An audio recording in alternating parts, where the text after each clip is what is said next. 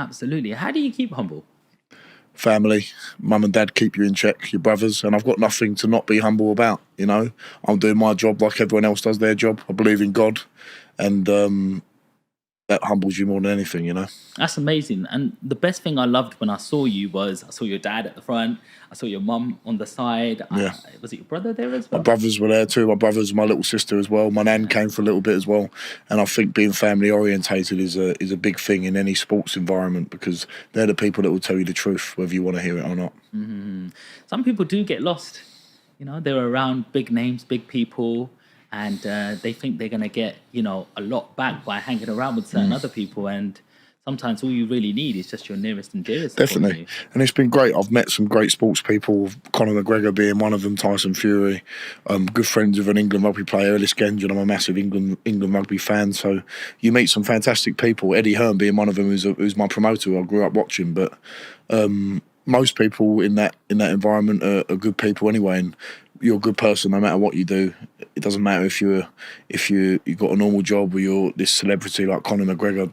Just find the good in people, you know, and that's all that matters. So talking about Tyson Fury, you're about to have your first fight, and then you get a call from Tyson Fury. Is that my right? full fight it was. I had 3 fights, but this had been my first fight in front of a crowd after COVID, and got the call to go up and spar him. So it was amazing to be able to have that opportunity. Met John Fury as well, Sugar Hill, and what an experience it was.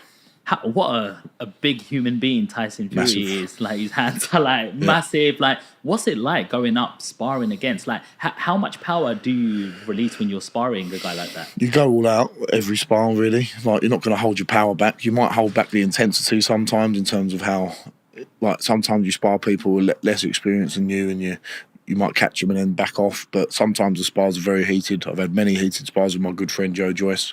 But if I'm going to go and do some work for Tyson Fury, I need to give the best account of myself, because he's not wanting me to go up there just to mess around. You know, I've got to give him some good work. How much of an advantage is that height and reach that Tyson Fury has? If used well, it's a big advantage, but being tall is not always an amazing thing. The overhand right, you can be caught with quite easily. You keep dropping your hands, you're a big target. It all depends on how you use it and what tactics you implement. If you're a tall man, you want to use your reach, you want to use your jab. If you're a shorter man, you want to rough it up and get on the inside. But everyone's different. Every boxer's different. Mike Tyson was a world champion, and as you said, Tyson Fury's been a world champion, and they're both completely polar opposite builds. So it's all about how you harness your own personal skills. What's your style? Aggressive, instinctively aggressive. I can't change that. Is that pressure, trying to put pressure on your putting opponent? Pressure on the opponent. But I think I'm maturing in that now and learning that I can box as well. I can do that. I haven't had to show too much of that yet, but in the gym, sparring, I've got good boxing skills, and it's all to do with your subconscious and relaxing a bit when you're in the ring. Now I've done it 12 times, you do it again and again, the nerves don't get you as much, you're not as tense, and I can hopefully deliver better performances, and the knockouts will be more fluid that way, you know? Well, you're known to be a knockout puncher. 11 knockouts out of 12 fights. That's a pretty solid record so far already.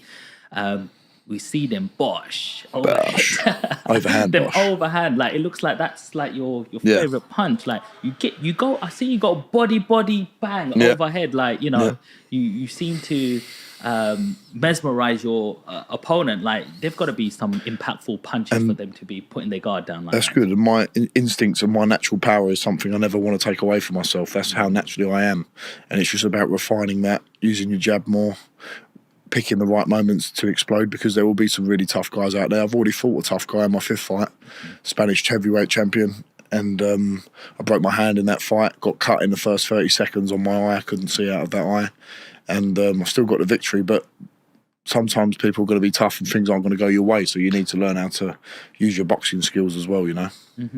Let's talk about some of your fights, being that we're on that topic. So when you fought Muil, Dominic Muil, from the Czech Republic. I fought him round 1, 29th of October 2022.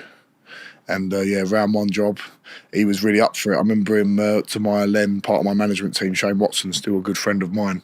He went to go and watch him wrap his hands, and Muil went to Shane Watson. He went like that to him, so he was bang up for it. But that was over in a minute.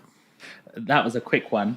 Then Demitri Bezus. Demitri Bezus, that was my That's February 3rd. February the 3rd this year, American debut in Las Vegas. That was an honour. He'd fought for the WBO European title just a couple of fights before that, or one fight before that. Big old unit. Only been beat once, had 10 victories, 1 loss, and blew him away from there. I was happy about that because I got cut in the build-up to that fight as well on my nose. Oh, no. And I had to hide it a little bit, and I was fine, but it's got a risk of coming back open, and that's never good when a cut comes open.